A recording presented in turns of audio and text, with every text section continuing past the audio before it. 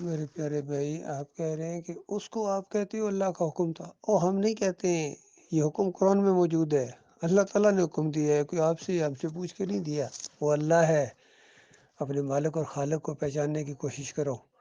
جہاں اس کا حکم ہے وہاں اس کا حکم ہے، جہاں اس کا حکم نہیں ہے وہاں زبردستی حکم مان رہے ہو۔ یہاں سورہ یوسف کے اندر کوئی حکم نہیں ہے، ایک خواب ہے اور اس کی تعبیر ہے۔ تعبیر یعقوب علیہ السلام نے بتائی ہے۔ کوئی سورج چاند ستارے نیچے سجدہ کرنے کو نہیں آئے تھے، نہ ہی خواب میں کوئی آتا ہے۔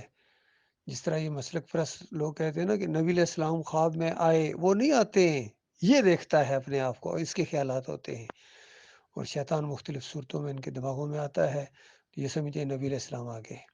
چاہے طارق القادری ہو، طارق جمیل ہو، تقی عثمانی ہو، یہ سارے کے سارے اس خوابوں کے قائل ہیں۔ تو ان کا موقف غلط ہے، نبی علیہ السلام کو گویا عالم الغیب مانتے ہیں۔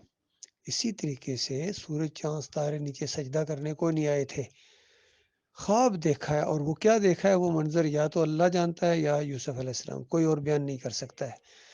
یہ گول قسم کے یہ اجسام ہیں، نہ ان کے گھٹنے ہیں، نہ ان کا ماتھا ہے، نہ ان کے ہاتھ ہیں، اور نہ ان کے پاؤں ہیں۔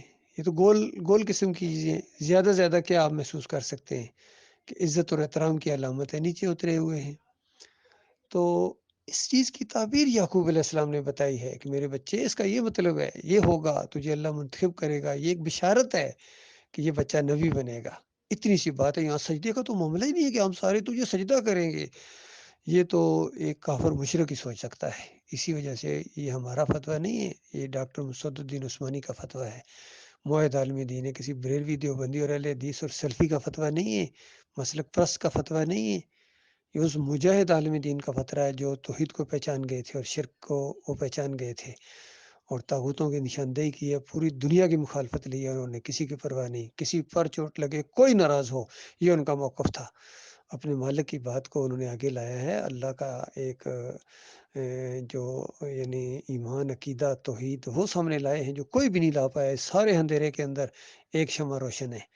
باقی میں نے سب کو سنا ہے، یقین کیجئے، ڈاکٹر اسرار کو بہت سنا ہے، علی انجینئر کو سنتا ہوں، اور ڈاکٹر ذاکر کو میں نے بہت سنا ہے، اور کتنے یہ لوگ ہیں موٹیویشن اسپیکر ہیں بیچ میں، بہت لوگوں کو سنا ہے۔ لیکن اللہ کا جو تعارف اور اللہ کی جو پہچان اور اللہ کے ساتھ محبت کا وہ انداز جو ڈاکٹر عثمانی رحمۃ اللہ علیہ نے پیدا کیا ہے، وہ اپنی مثال آپ ہے۔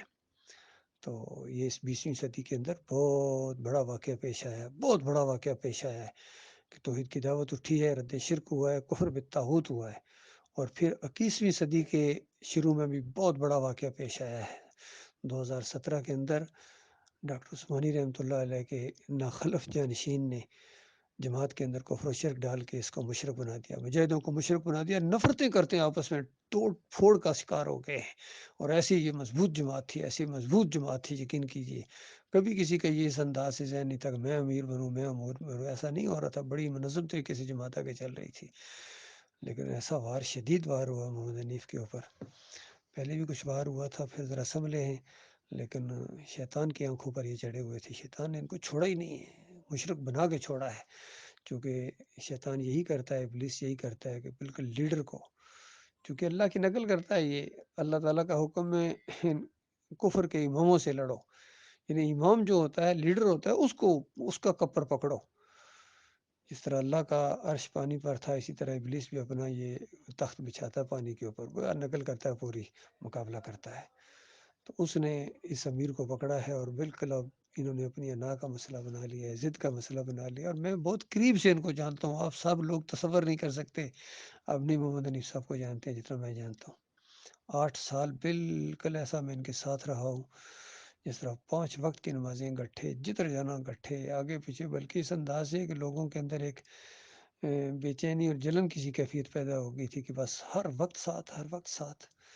یہ معاملہ ہے، ہماری محبت اللہ کے لیے تھی، اور اب جو انہوں نے اللہ کے ساتھ یہ معاملہ کیا، اللہ کی بات کو پیچھے کر کے اپنی بات چلا رہے ہیں، کہ جو کوئی سوال بھی پوچھتا ہے کہ قرآن میں تو یہ لکھا ہوا ہے، اور موحد عالم دین کا تو یہ فتویٰ ہے، ڈاکٹر عثمانی رحمۃ اللہ علیہ کا، وہ بھی عالم دین تھے، ان کا فہم و فراست آپ ان کی گرد کو بھی نہیں پہنچ سکتے۔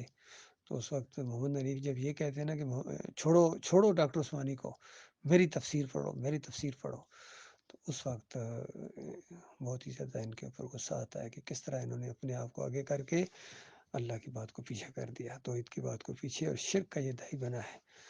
بہرحال ابھی اپنی آخری سانسیں لے رہا ہے۔ جو ان کے ساتھ ہیں، جو ان کو اپنا امیر مانتے ہیں، وہ ہمیشہ کی جنت کو گوا بیٹھیں گے۔ آخرت میں ایک ذرہ برابر، ایک معمولی سا قطرہ بھی ان کے حصے میں نہیں آئے گا، جنت کی خوشبو بھی نہیں پا سکیں گے۔ یہ باتیں ان کے کانوں نے سنی ہیں اور اللہ نے سنوائی ہیں اپنے مخلص بندوں کے ذریعے۔